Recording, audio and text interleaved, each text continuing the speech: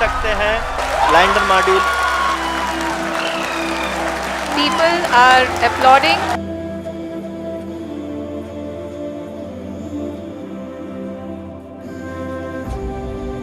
आदरणीय प्रधानमंत्री ji, sir, we have achieved soft landing on the moon.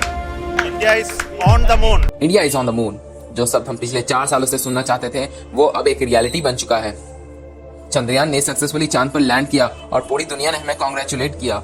लेकिन ये बस आधी कहानी है। चंद्रयान 3 का मिशन हमें एलियन स्पीसीज को ढूंढने में मदद करेगा, चांद पर कॉलोनी बनाने में गाइड करेगा और साथ ही साथ नासा को भी हम फ्यूचर मिशंस में हेल्प करेंगे। और ये सब सिर्फ आने वाले 14 दिनों में हमें देखने को मिलेगा।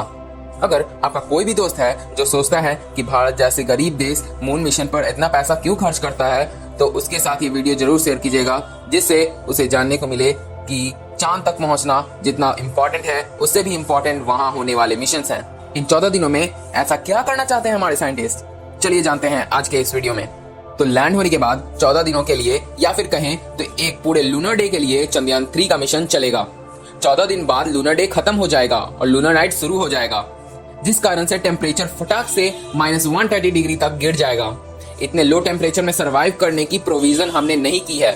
प्लस सोलर पावर्ड होने की वजह से और पावर सोर्स न होने की वजह से 14 दिनों के बाद चंद्रयान का मिशन कंप्लीट हो जाएगा। लेकिन यह 14 दिन काफी इंपॉर्टेंट है, क्योंकि चंद्रयान 3 पर अलग अलग पेलोड्स यानी उपकरण लगे हैं, जो कि इन 14 दिनों में एक बहुत अच्छा रोल निभाने वाले हैं। अगर हम पूरे प्रोजेक्ट को 3 हिस्से में बांट देते हैं, जैसे कि पहला प्रोपोर्शन मॉड्यूल, दूसरा विक्रम लैंडर और तीसरा प्रज्ञान रोवर। पहला हमारा प्रोपल्सन मॉड्यूल हो जाता है, जिसमें 1 पेलोड्स है। देन हमारा विक्रम लैंडर है, जिसमें 4 पेलोड्स हैं। उसके बाद प्रज्ञान रोवर, जिसमें बस 2 पेलोड्स हैं। प्रोपल्सन मॉड्यूल में लगा है शेप यानी स्पेक्ट्रोपोलैरिमेट्री ऑफ हैबिटेबल प्लैनेट अर्थ। यह मून को नहीं बल्कि अर्थ को ऑब्जर्व करेगा। ऐसी कौन सी क्वालिटीज हैं, कौन से कंपोनेंट्स हैं जो हमारी पृथ्वी को हैबिटेबल बनाती हैं, जिनकी वजह से लाइफ पृथ्वी पर पॉसिबल है। सेप यही स्टडी करना चाहता है। एज ऑफ नाउ हमने 5000 से ज्यादा ऐसे प्लैनेट्स डिस्कवर किए हैं, लेकिन इनमें से कौन से ऐसे प्लैनेट्स हैं जिसमें लाइफ सर्वाइव करने के चांसेस हैं और ऐसे कौन से प्लैनेट्स हैं जिसमें लाइफ सर्वाइव करने के चांसेस नहीं, यह जवाब हम इतना दूर बैठकर कैसे दे सकते हैं। वेल, इस इंस्ट्रूमेंट की हेल्प से यानी कि सेप से हमें हैबिटेबल एक्सोप्लैनेट ढूंढने में मदद मिलेगी, यानी कि ऐसे प्लैनेट जहां आज एलियंस हो सकते हैं या फिर जो फ्यूचर में हमारी कॉलोनीज बन सकती हैं। जो प्लैनेट्स हमसे कई लाइट ईयर्स दूर हैं, उन्हें हम किसी भी टेलीस्कोप से नहीं देख सकते, लेकिन हाँ, उन प्लैनेट से आने वाले लाइट्स को जरूर स्टडी कर सकते हैं। जो लाइट्स हमें दिखता है वो विजिबल स्पेक्ट्रम का होता है, लेकिन उस रेंज ऑफ लाइट रेज को छोड़कर भी और तरह के रेज होते हैं। जब भी यह रेज किसी ऑब्जेक्ट से इंटरेक्ट करते हैं तो कुछ रेज एब्जॉर्ब हो जाते हैं और कुछ रेज नहीं हो पाते हैं। इसी बेसिस पर हम यह स्टडी करेंगे कि अर्थ से आने वाले लाइट रेज कैसे दिखते हैं और फ्यूचर में उससे मिलते जुलते लाइट रेज कहां से आ रहे हैं, वो स्टडी करने की कोशिश करेंगे। आसान भाषा में हम कह सके तो सेब का काम बस इतना ही है। इससे हम एग्जैक्टली यह तो पता नहीं लगा सकते कि जादू किस प्लैनेट पर रहता है, लेकिन हाँ, यह तो पता जरूर लगा सकते हैं कि हमें किस दिशा में ट्राई करना चाहिए कि हमें जादू का लोकेशन मिल जाए। आगे बढ़ते हैं विक्रम लैंडर की ओर। विक्रम लैंडर का नाम father of Indian space programme Vikram Sarabhai के स्मृति में रखा गया है। विक्रम का पहला पेलोड है ILSA, instrument of lunar seismic activity. जैसे अर्थ पर अर्थक्वेक आते हैं, चांद पर मून क्वेक आते हैं।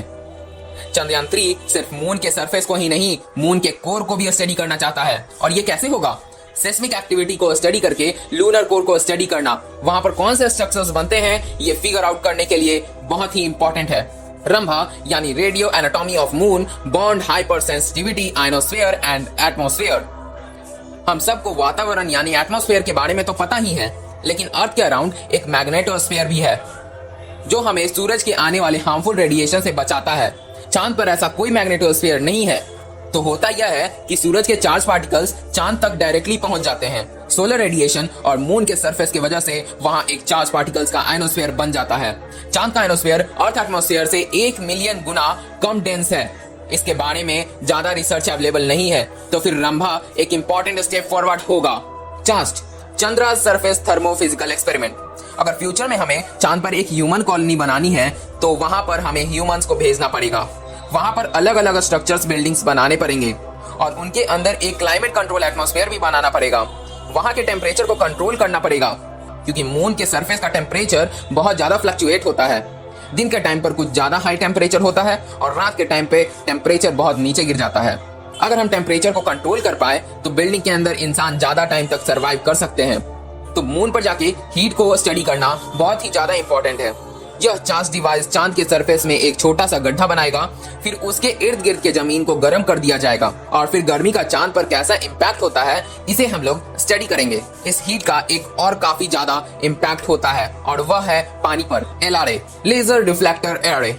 आपने सोनार के बारे में तो सुना ही होगा। सबमरीन्स में सोनार डिवाइस लगे होते हैं जो कि पानी के अंदर साउंड वेव्स भेजते हैं और पानी का डेप्थ पता करने में मदद करते हैं। तो इसमें होता यह है कि सबमरीन साउंड वेव्स नीचे पानी की ओर थ्रो करते हैं और फिर टाइमर स्टार्ट कर देते हैं। फिर उन वेव्स को नीचे की सरफेस से टकराकर ऊपर आने में कितना टाइम लगता है ये मेजर करते हैं और इसी मेजरमेंट से हमें पता चलता है कि पानी कितना गहरा है। ऐसा ही इंस्ट्रूमेंट है LRA। और इंटरेस्टिंग बात तो यह है कि यह इंस्ट्रूमेंट नासा का है। उन्होंने सोचा कि चंद्रयान मून पर तो जा ही रहा है तो हमारा एक इंस्ट्रूमेंट भी लेकर जाए। तो LRA एक मिरर है जो लेजर की मदद से चांद और पृथ्वी के बीच का डिस्टेंस एक्यूरेटली मेजर कर पाएगा, जिससे फ्यूचर मिशंस के लिए बेटर कैलकुलेशन करने में मदद होगी। 1970s में अपोलो प्रोग्राम के दौरान नासा ने ऐसे ही रिफ्लेक्टर्स चांद पर प्लेस किए थे, लेकिन अब टेक्नोलॉजी इंप्रूव कर गई है। तो अब अमेरिका अपना आर्टेमिस मिशन लॉन्च करने जा रहा है जिसका बजट होगा $93 बिलियन। यहाँ अमेरिका ऑलमोस्ट 50 सालों बाद चांद पर ह्यूमंस को भेजने जा रहा है। रिस्क काफी है तो कैलकुलेशन का करेक्ट होना बहुत ही ज्यादा इंपॉर्टेंट है और इसमें इसरो उनकी मदद कर रहा है। विक्रम लैंडर के बाद बात करते हैं प्रज्ञान रोवर की। यह रोवर विक्रम लैंडर से सिर्फ आधा किलोमीटर दूर ही एक्सप्लोर करेगा, लेकिन इसका काम भी काफी इंपॉर्टेंट है। यह एक सोलर पावर रोवर है जो विक्रम से कम्युनिकेट करेगा और फिर विक्रम से इंफॉर्मेशन यहाँ पृथ्वी तक पहुंचाएगा। इसमें 2 पेलोड्स हैं, apex alpha particle x-ray spectrometer. यह एक तरह का बंदूक है, लेकिन साधारण बंदूक नहीं, रेडियो एक्टिव बंदूक। इससे वहां की मिट्टी को स्टडी किया जाएगा और मोस्ट इंपॉर्टेंट उस मिट्टी में क्या क्या एलिमेंट्स हैं इसका पता लगाया जाएगा। इस डिवाइस में क्यूडियम नामक एक रेडियो एक्टिव एलिमेंट्स होगा। इससे अल्फा पार्टिकल्स और एक्सरे से चांद की सरफेस पर ब्लास्ट किए जाएंगे, बाद में स्टडी किया जाएगा, मगर फोकस मैग्नीशियम, एल्युमिनियम और आयरन के ट्रेसेस ढूंढने में होगा।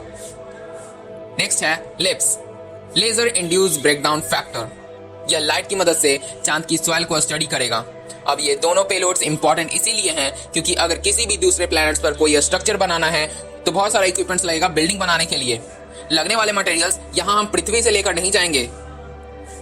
तो बेहतर आइडिया यही है कि वहां पर देखो कि वहां पर सॉइल्स में क्या क्या मटेरियल्स अवेलेबल है और हम उसी को माइन करके उनसे ही कुछ बनाने की कोशिश करेंगे और हम पृथ्वी से कम मटेरियल लेके जाएंगे। अगर हमें एक इंटरप्लैनेटरी स्पीसीज बनना है, यानी सिर्फ एक प्लैनेट पर ही नहीं अलग अलग प्लैनेट्स पर हमारा बेस बनाना है, नए प्लैनेट्स के सरफेस पे जाकर नए एलिमेंट्स को यूज कर करके ऐसे स्ट्रक्चर्स बनाने पड़ेंगे जो ह्यूमन को सपोर्ट कर पाए। अगर आपका वजन पृथ्वी पर 100 किलो है तो चांद पर वह 16 किलो हो जाएगा। तो क्या आप इसका मतलब जानते हैं? हमें डाइट की जरूरत नहीं, हमें एस्ट्रोनॉट बनने की जरूरत है। सो जोक्स अपार्ट, अगर हम स्पेस में बड़े बड़े प्रोग्राम शुरू कर रहे हैं तो मून हमारा एक चेक पॉइंट हो सकता है। पृथ्वी से बड़े बड़े रॉकेट लॉन्च करने से बेहतर है मून से रॉकेट लॉन्च करें। और फ्यूचर में ऐसे ही एम्बिशियस प्लान की तैयारी चंद्रयान 3 से शुरू हो रही है और इसीलिए चंद्रयान 3 की सक्सेस भारत के लिए ही नहीं पूरे ह्यूमैनिटी के लिए एक नए दौर की शुरुआत है, क्योंकि भारत ने शुरुआती दौर से ही यह क्लियर कर दिया था कि हमारी स्पेस प्रोग्राम पीस के लिए ही है। हम इकलौते ऐसे देश हैं जो स्पेस का इस्तेमाल वेपन्स या प्रॉफिट के लिए नहीं कर रहे हैं, पूरे ह्यूमैनिटी की भलाई के लिए कर रहे हैं। वसुधैव कुटुंबकम, इस मोटो को हम पृथ्वी पर ही नहीं स्पेस में भी फॉलो करते रहेंगे। यह हर भारतवासी के लिए एक शान की बात है। चलिए अब सोचते हैं कि चंद्रयान 3 का लॉन्ग टर्म इम्पैक्ट क्या होगा। तो इसका सबसे बड़ा इम्पैक्ट होगा इकोनॉमी पर। भारत का स्पेस सेक्टर आज $8 बिलियन का है। एस्टिमेट किया जाता है कि 2040 तक हमारा स्पेस सेक्टर $40 बिलियन का होने वाला है, लेकिन यह फिगर चंद्रयान 3 के सक्सेस के पहले का है।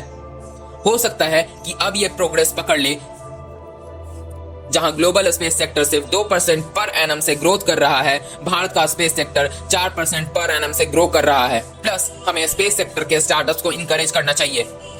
आने वाले 1 या 2 साल में ही आप भारत के स्पेसएक्स की कहानी सुनेंगे, जिनमें से कुछ तो ऑलरेडी बहुत अच्छे काम कर रहे हैं, जैसे water based eco friendly engines बना रहे हैं, स्पेस के सारे सैटेलाइट्स का मैप बनाकर स्पेस ट्रैवल्स को और भी ज्यादा आसान बना रहे हैं। इन सारे स्पेस स्टार्टअप्स को हम आप तक जल्द से जल्द पहुंचाएंगे। अगर आप उनकी कहानियां जानना चाहते हैं तो सब्सक्राइब करना ना भूलें। और इसका सेकंड इम्पैक्ट होगा हमारे स्पेस कैपेबिलिटीज पर। सॉफ्ट लैंडिंग काफी डिफिकल्ट होता है, जो हमसे पहले सिर्फ 3 और देशों ने किया है। यहाँ तक कि इजराइल चांद पर सॉफ्ट लैंडिंग नहीं करा पाया था। हमारे पास सॉफ्ट लैंडिंग कैपेबिलिटीज है, ये हमने प्रूव कर दिया है। यह हमारे फ्यूचर के ह्यूमन मिशंस में हमारा और बड़ा योगदान होगा। जियोपॉलिटिक्स की बात करें तो अमेरिका रशिया के साथ या फिर चाइना के साथ कोई भी स्पेस प्रोजेक्ट लॉन्च नहीं करेगा। तो बचता कौन है? तो बचता है बस इंडिया, इंडिया और इंडिया ही। अब इस बात पर भी ध्यान दिया जाए कि पृथ्वी की एनर्जी सोर्स खत्म हो रही है। हमें अल्टरनेटिव एनर्जी की जरूरत होगी। हीलियम 3 का इस्तेमाल करके न्यूक्लियर फ्यूजन एक रास्ता हो सकता है। यह हीलियम 3 पृथ्वी पर काफी रेयर है, लेकिन चांद पर यह काफी ज्यादा मात्रा में अवेलेबल है। भारत ही नहीं, चाइना, रसिया और अमेरिका भी इसी एनर्जी को ट्रैप करने की कोशिश कर रहे हैं। आने वाले टाइम में हम एनर्जी ऑफ द फ्यूचर के बारे में भी वीडियो बनाएंगे। चंद्रयान इंपॉर्टेंट इसीलिए भी है क्योंकि अब हमें स्पेस सेक्टर में इग्नोर करना दुनिया के लिए इम्पॉसिबल हो गया है। साथ ही साथ लूनर माइनिंग और मैन मिशन की तैयारी भी इसी डेटा की हेल्प से होगी। इस वीडियो का पर्पस यही है कि एक आसान भाषा में टेक्निकल डिटेल्स आपको समझाएं। सिंप्लिसिटी के कारण अगर कोई भी गलती हो गई है तो माफी चाहता हूँ। आई एम श्योर मुझसे बेहतर और नॉलेजेबल लोग कमेंट्स में मुझे जरूर यह बताएंगे। लेकिन यह देखकर बहुत अच्छा लगता है कि 8 मिलियन से ज्यादा लोगों ने चंद्रयान 3 लैंडिंग यूट्यूब पे लाइव देखा। क्वालिटी प्लेक्सस लैंडिंग के शो हाउसफुल हो गए थे। अलग अलग धर्म, जाति, पंथों के लोगों को साइंस ने एक साथ लाया। ऑलमोस्ट सभी लोगों ने अपने पॉलिटिकल डिफरेंस छोड़कर एक दिन के लिए ही सही मगर एक गोल को फोकस किया और भारत के लिए चीयर किया। आई होप फ्यूचर में इसरो के साइंटिस्ट हमारे लिए ऐसा और मौका लाएंगे। अगर आप भी मेरी तरह इसरो को कांग्रेचुलेट करना चाहते हैं तो कमेंट्स में #ProudOfISRO स्पैम कर दीजिए, क्योंकि अब हमारा झंडा चांद तक पहुंच चुका है। मुझे यह देखकर यकीन ही नहीं हुआ कि जिसे स्पेस में कोई दिलचस्पी नहीं है वह एक आम आदमी रास्ते में रुककर इसरो के लिए चीयर्स कर रहा है। क्यों? क्योंकि यह उस हर भारतवासी की जीत है जिसे इस बात पर भरोसा है कि हम ग्रेटनेस के लायक हैं, और हर उस इंसान के लिए एक करारा जवाब है जो सोचता है कि इस देश का कुछ नहीं हो सकता। Chandrayaan 3 is pride of India, और यही शान की बात मैं आज आप तक पहुंचाने आया हूँ। हे दोस्तों, thank you so much for watching this video till the end. अगर आपको ये वीडियो अच्छा लग रहा है तो प्लीज लाइक बटन प्रेस कीजिए। ऐसे ही और वीडियोस देखने के लिए चैनल को सब्सक्राइब करना ना भूलें। अगर आपको स्पेस में दिलचस्पी है तो comment for some new videos. So thank you so much for watching, क्योंकि आपके सपोर्ट के बिना हम यहाँ तक नहीं पहुंच पाते।